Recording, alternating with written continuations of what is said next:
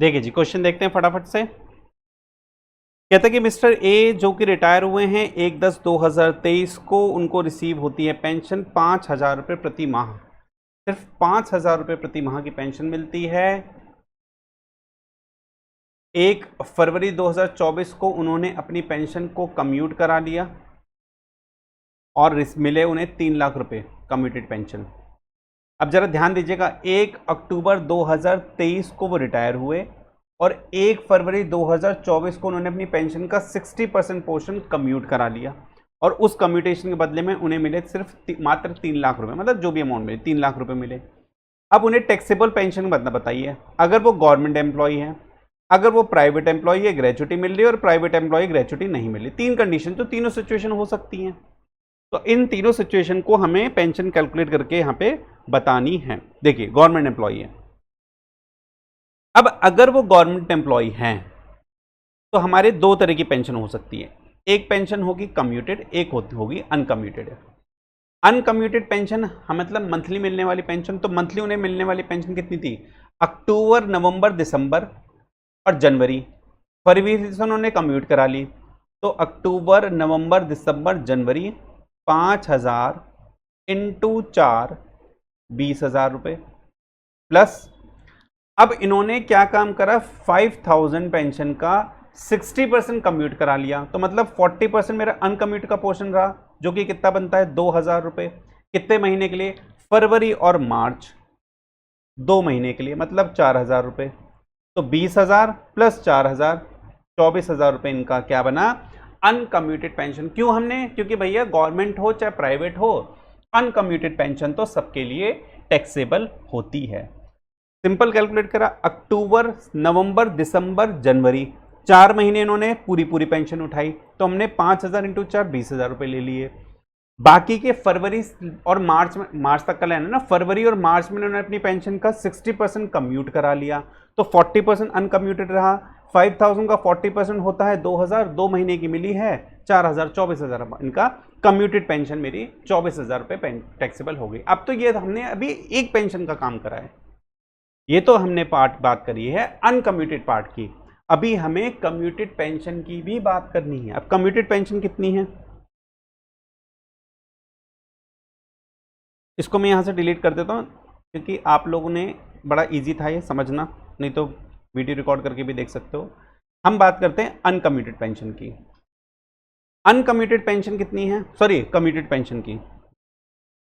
Uncommuted की तो 24,000 हो गई ना। अब हम बात करते हैं कम्यूटेड पेंशन की।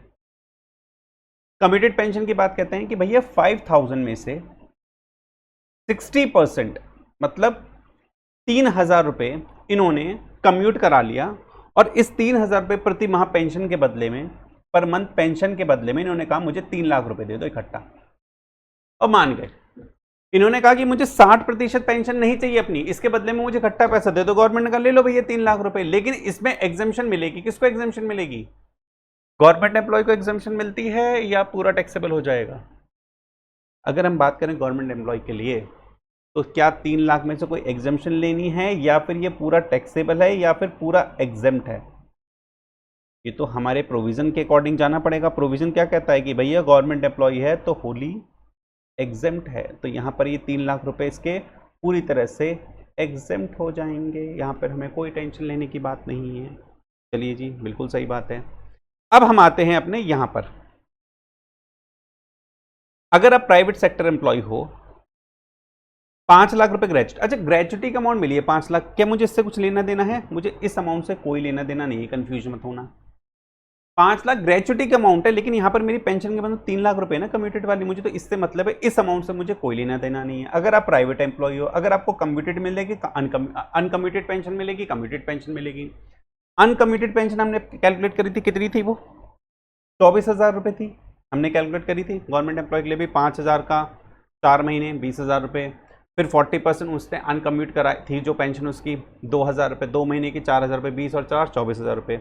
हमें यहाँ पर भी बात करनी है किसकी? कम्यूटेड वैल्यू की।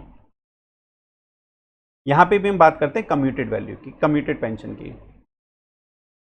ये थोड़ा सा देखने वाली बात है। देखिए, कम्यूटेड पेंशन में प्रोविजन कहता था कि अगर आपको ग्रेचुटी मिलती है, पहले मैं इसको थोड़ा सा क्लीन कर लूँ ताकि आपको थोड़ा ज़्यादा समझ में आए। प्रोविजन कहता था कि अगर आपको भैया ग्रेचुटी भी मिलती है तो आपको कम्यूटेड वैल्यू का 1/3 of the pension which is normally entitled to receive is exempted. अब ये कैसे कैलकुलेट होंगे? नॉर्मली एंटाइटल्ड टू रिसीव का 1/3, आपको अभी पेंशन मिल रही है, लमसम अमाउंट मिल रही है 3 लाख रुपए। बात सही है? बात सही है।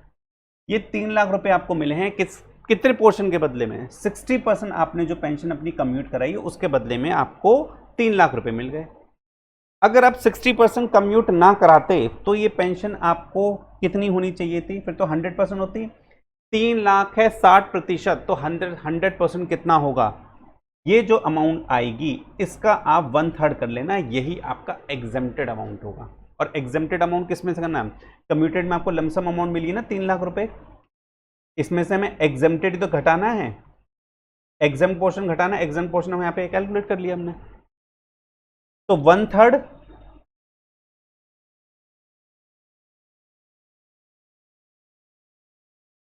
1/3 कम्यूटेड पोर्शन का 3 लाख मिलते हैं 60% के बदले, तो 100% इसका कितना होगा का 1/3 कर लीजिए, आपकी अमाउंट आएगी 1,67,777, जहां तक मुझे याद है। तो 3 लाख आपको लमसम अमाउंट मिली थी, 1,67,777 1,67,777 आपका एग्जाम्प्ट हो जाएगा, तो आपका टैक्सेबल हो जाएगा 1,33,333 रुपीज। ये कौन सा पोर्शन टैक्सेबल है? ये आपका कम्यूटेड वैल्यू जो आपको 3 लाख रुपए मिली है उसमें से हमने इतना एग्जेम्प्ट हो जाएगा, तो इतना ही क्या हो जाएगा? टैक्सेबल हो जाएगा। ये तो आपका कम्यूटेड वैल्यू टैक्सेबल हो जाएगी। और इस केस में अनकम्यूटेड वैल्यू कितनी हमने निकाली हुई है ऑलरेडी? 24,000 रुपये महीने वाली, तो टोटल टैक्सेबल कितना हो जाएगा? 1,57,333 रुपये। सिंपल है। क्वेश्चन जो ट्रिक थी इसमें थी 1/3 of the pension which is normally entitled to receive. Normally entitled to receive निकालने के लिए मुझे 3 लाख का, भाई 3 लाख तो आपको 60% के बदले में मिला है ना। अगर ये नहीं होता, हम आपसे कहते हैं आप पूरी पेंशन लो, तो 60% है 3 लाख के बराबर, तो 100% इसका कितना होना चाहिए? उसका आप 1/3 कर लो। वो जो अमाउंट आएगी वो आपकी लमसम अमाउंट में से जो आपको 3 लाख रुपए मिले वो एग्जेम्प्ट हो जाएगी। उतनी अमाउंट 3 लाख में से 167 लेस हो गई, इतनी आपकी टैक्सेबल आ गई। ये आपकी अनकम्यूटेड पोर्शन टैक्सेबल थी और अनकम्यूटेड हमने 24,000 निकाली हुई, तो टोटल आपकी जो पेंशन टैक्सेबल होगी वो 1,57,333 होगी। नेक्स्ट पॉइंट कहता है private sector employ and did not receive any gratuity at the time of retirement. अब देखिए प्राइवेट सेक्टर एम्प्लॉय है लेकिन इसको यहाँ पर ग्रेचुटी नहीं मिली है, तो यहाँ पर क्या चेंज करना? ऐसा कर दे कि हमारा काम सही हो जाए। हम ऐसा क्या चेंज करते हैं हमारा काम सही हो जाए? यहाँ पर हमें क्या करना है?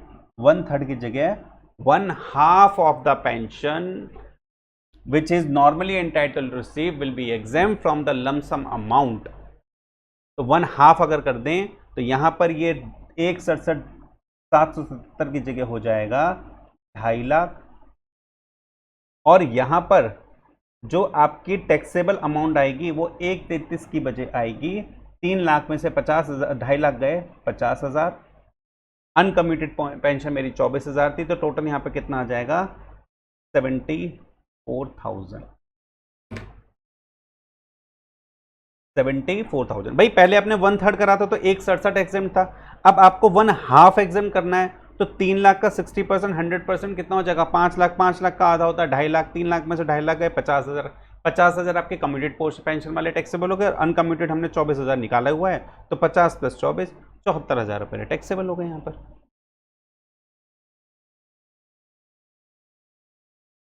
तो इस तरह से आपका पेंशन से रिलेटेड टॉपिक होता है कंप्लीट।